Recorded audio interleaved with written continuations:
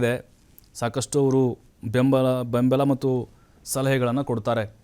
ವಿಜಯ್ ಇಷ್ಟರ ಮಟ್ಟಿಗೆ ಸಕ್ಸಸ್ ಆಗಲಿಕ್ಕೆ ಕಾರಣ ಜೆನ್ಜಿ ಭಾಳ ದೊಡ್ಡ ಮಟ್ಟದ ಒಂದು ಬೆಂಬಲವನ್ನು ಕೊಟ್ಟಂಥವರು ಯುವಕ ಯುವತಿಯರು ವಿಜಯ್ ಅವರಿಗೆ ಮತವನ್ನು ಹಾಕಿದ್ದಾರೆ. ಅದು ಕೂಡ ನಿರ್ಣಾಯಕವಾದಂಥ ಪಾತ್ರ. ಮತ್ತು ಸೋಷಿಯಲ್ ಮೀಡಿಯಾದ ಮೂಲಕ ವಿಜಯ್ ಅವರು ಜಾಸ್ತಿ ರೀಚ್ ಆಗೋಕ್ಕೆ ಶುರುವಾದರು. ಜನರಿಗೆ ಪ್ರತಿ ಮನೆಯನ್ನು ಕೂಡ ತಲುಪೋಕ್ಕೆ ಶುರುವಾಯಿತು. ಅಂದರೆ ಅಷ್ಟು ಚುರುಕಾಗಿ ಅವರ ಪಡೆ ಕೆಲಸ ಮಾಡ್ತಾಯಿತ್ತು. ಹಾಗಾಗಿಯೇ 108 ಸ್ಥಾನಗಳಲ್ಲಿ ಭರ್ಜರಿಯಾದಂಥ ಜಯವನ್ನು ದಾಖಲಿಸಲಿಕ್ಕೆ ಕಾರಣ ಆಯಿತು. ಯಾಕೆಂದರೆ TVK ಆರಂಭದಲ್ಲಿ ಸ್ಥಾಪನೆಯಾದಾಗ ಇಲ್ಲ ರಜನಿಕಾಂತ್ ಅವ್ರದ್ದು ಹಾಗೆ ಆಯಿತು, ಕಮಲ್ ಹಾಸನ್ ಅವರು ಹಾಗೆ ಆಯಿತು, ಅವ್ರು ಸಕ್ಸಸ್ ಕಾಣಲಿಲ್ಲ, ಇವ್ರದ್ದು ಕೂಡ ಅದೇ ಗತಿ ಆಗ್ಬೋದು ಅಂತ ಎಲ್ಲರೂ ಬಹುತೇಕರು ಭಾವಿಸಿದರು. ಮತ್ತು ಸಮೀಕ್ಷೆಗಳು ಕೂಡ ಎಕ್ಸಿಟ್ ಪೋಲ್ ಹಾಗೆ ನುಡಿದಿದ್ದವು 15, 20, 8, 10 ಅಂತೇಳಿ. ಆದರೆ ಮೇ 4ಕ್ಕೆ ಗೊತ್ತಾಯಿತು, ಸುನಾಮಿ ಸುಂಟ್ರು ಗಾಳಿಯನ್ನು ಎಬ್ಬಿಸಿದ್ರು ದಳಪತಿ ವಿಜಯ್ ಅಂಥೇಳಿ. ಭಾಳ ದೊಡ್ಡ ಮಟ್ಟದ ನಂಬರ್ ಅವ್ರಿಗೆ ಸಿಕ್ತು.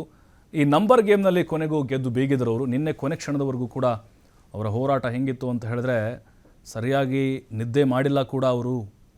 ಅವ್ರ ನಿವಾಸದಿಂದ ರಾಜ್ಯಪಾಲರ ಮನೆಗೆ ಹೋಗೋದು, ಅಲ್ಲಿಂದ VCK ಮತ್ತು CPIM ಅವ್ರಿಗೆ ಫೋನ್ ಮಾಡೋದು, ಜೊತೆಗೆ ಅವ್ರನ್ನ ವಿಶ್ವಾಸಕ್ಕೆ ತೆಗೆದುಕೊಳ್ಳೋದು, ಇವೆಲ್ಲವೂ ಕೂಡ ಅವ್ರಿಗೆ ಸಾಹಸವೇ ಆಗಿತ್ತು. ಯಾಕಂತ ಹೇಳಿದ್ರೆ ನೋಡಿ, ಮುಸ್ಲಿಂ ಲೀಗ್ನವರು ಆರಂಭದಲ್ಲಿ ನಾವು DMK ಬಿಟ್ಟು ಬರಲ್ಲ ಅಂತ ಹೇಳಿದರು, ಬೆಂಬಲ ಕೊಡಲ್ಲ ಅಂತ ಹೇಳಿದರು. VCK ಅವರು ಕೂಡ ಅದನ್ನೇ ಮುಂದುವರಿಸಿದರು. ಆದರೆ ಫೈನಲಿ ವಿಜಯ್ ಅವರ ಮನವೊಲಿಸುವಲ್ಲಿ ಸಕ್ಸಸ್ ಆದರು.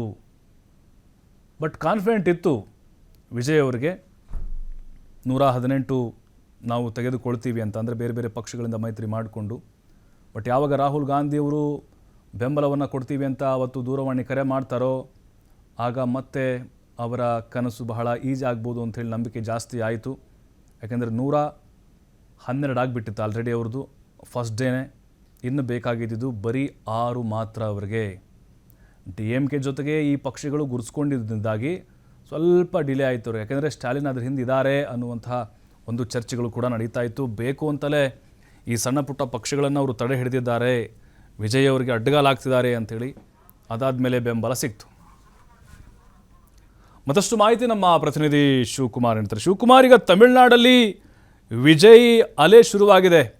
ಇಲ್ಲಿವರೆಗೂ 50 ವರ್ಷ ದ್ರಾವಿಡ ಪಕ್ಷಗಳು ಅಧಿಕಾರ ನಡೆಸಿದ್ವು. ಈಗ ಅವ್ರ ಮುಂದೆ ಸಾಲು ಸವಾಲುಗಳಿದ್ದಾವೆ. ವಿಜಯ್ ಅವರ ಒಂದು ಮುಂದಿನ ಅಧಿಕಾರ ಹೇಗಿರುತ್ತೆ ಅಂತ ನಾವು ನಿರೀಕ್ಷೆ ಮಾಡ್ಬೋದು. ಅದರ ಜೊತೆಗೆ ತಮಿಳುನಾಡಿನ ಜನರು ಏನೆಲ್ಲ ಭರವಸೆ ಇಟ್ಕೊಂಡಿದ್ದಾರೆ ವಿಜಯ್ ಮೇಲೆ ಅನ್ನೋದು. ಖಂಡಿತ ಪ್ರಭು, ಕಳೆದ 5 ದಿನಗಳಿಂದಲೂ ಕೂಡ ತಮಿಳುನಾಡಿನಲ್ಲಿ ಏನೆಲ್ಲ ಆಯಿತು ಅಂತೇಳಿ ಕ್ಷಣಕ್ಕೂ ಕೂಡ ಅಪ್ಡೇಟ್ ಆಗ್ತಾ ಇತ್ತು, ಬೆಳವಣಿಗೆಗಳು ನಡೀತಾ ಇದ್ವು.